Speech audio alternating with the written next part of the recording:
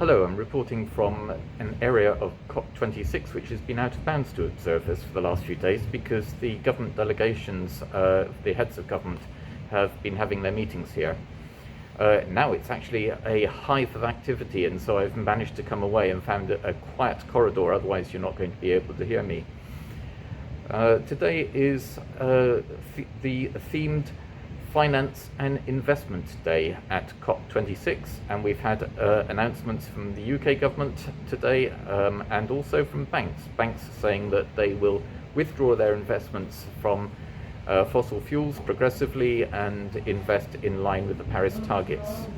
We are very skeptical.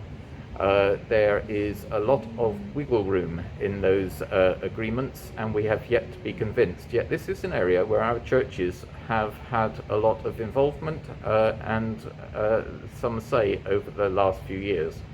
So the Methodist Church, the Baptist Union, United Reformed Church, the Church of Scotland have all disinvested from fossil fuels recently, and we're looking to the banks to draw a line on future investment in fossil fuels, and to show much greater leadership than they have been so far. Andrew Harper of the Central Finance Board of the Methodist Church is doing that by calling out one or two or three of the worst performing banks, in particular JP Morgan and HSBC and Barclays at the moment, who are talking the talk but certainly not walking the walk. I've got a report now from Andrew, and I'll speak to you again tomorrow.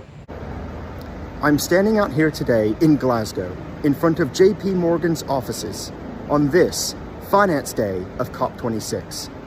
Whilst we welcome many of the announcements made today, we can't help but be reminded that the United Nations maintains a banking relationship with JP Morgan, allegedly one of the dirtiest banks in the world, and certainly one that continues to fund fossil fuel projects even beyond their own target dates. We at the CFB will continue to urge the UN to alter this relationship, and we'll continue to speak on behalf of the poor and on behalf of the planet.